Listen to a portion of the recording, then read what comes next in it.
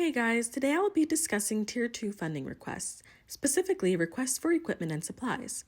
As always, if any of the following information that has been presented is confusing and you need additional help completing a funding request, please email funding supervisor at usg.uconn.edu to schedule a one-on-one meeting at the USG office or virtually. Following these slides, I will go into what documentation is needed for an equipment and supplies request and what we will be looking for when you guys submit quotes. But for now, I wanted to begin by clarifying the part of equipment and supplies request which generate the most confusion, which is how we pay.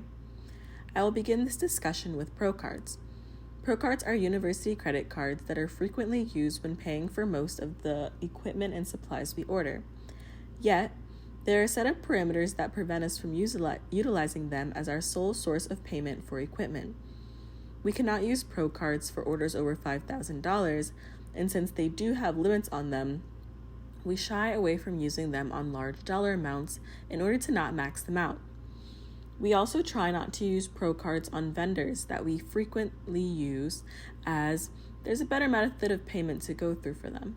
The disclaimer I would like to shine a light on when discussing Pro Card orders is that we cannot purchase any order on a Pro Card without it first being tax exempt. This occurs when the funding staff contacts the vendor either through email or phone call with our tax exempt certification, and the vendor either tax exempts our orders or our account. If this does not occur, then we cannot use your selected vendor.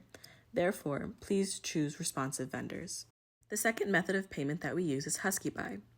We utilize Husky Buy when requests amount to large sums of money, definitely everything over $5,000.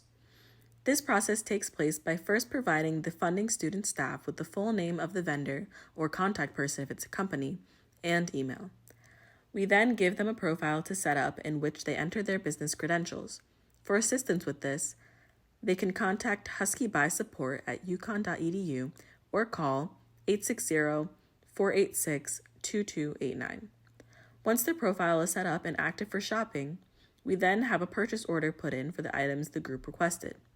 It is important to note that if your vendor requires a Husky Buy profile to be set up for us to utilize them, aka over $5,000, or we reach our limits for Pro Cards, then we cannot pay your vendor until this is complete. For the slide portion of this demonstration, the last thing I would like to discuss are the common mistakes that RSOs tend to run into when submitting funding requests for equipment and supplies. The common mistakes that are made when submitting requests for equipment and supplies are purchasing the items yourself, taking blurry or cut off images and submitting them, using the wrong shipping address, making carts less than $50. And with that, I would like to throw in that if you create multiple requests for the same vendor, we will ask you to withdraw them and place one request in for that vendor.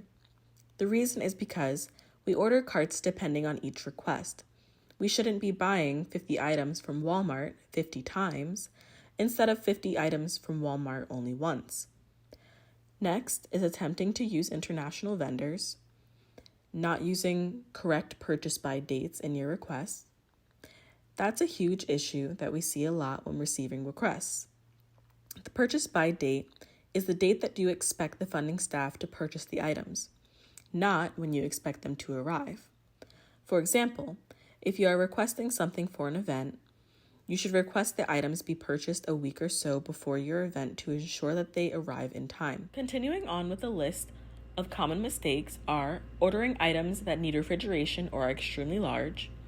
That's because these requests are expected to be retrieved immediately by you when they arrive.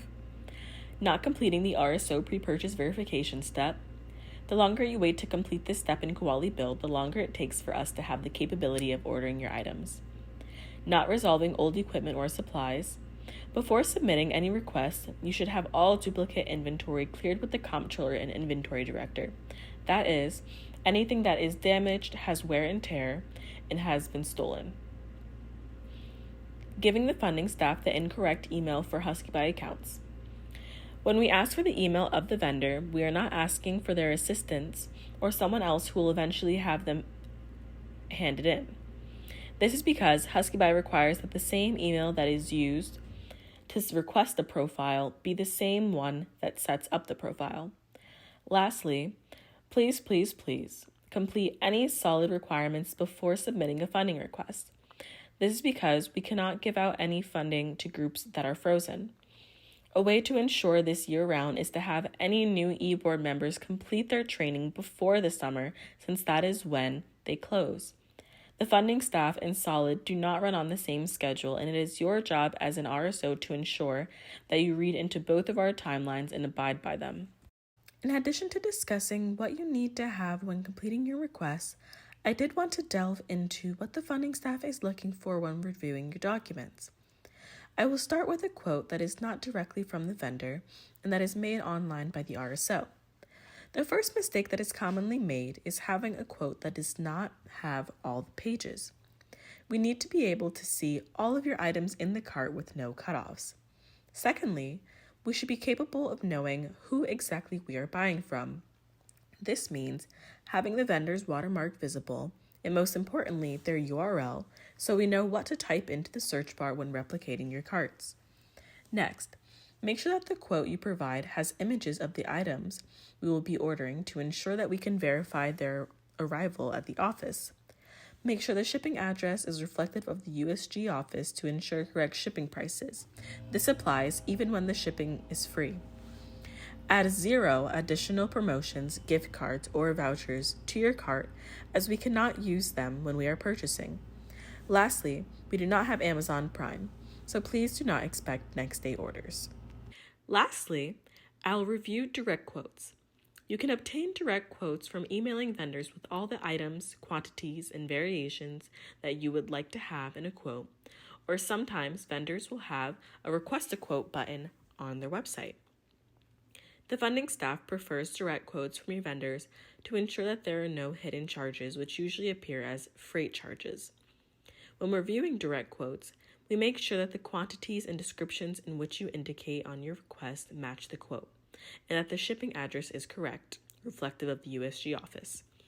It is also imperative that you do not cut off your vendor's URL or watermark to ensure that we know who to order from.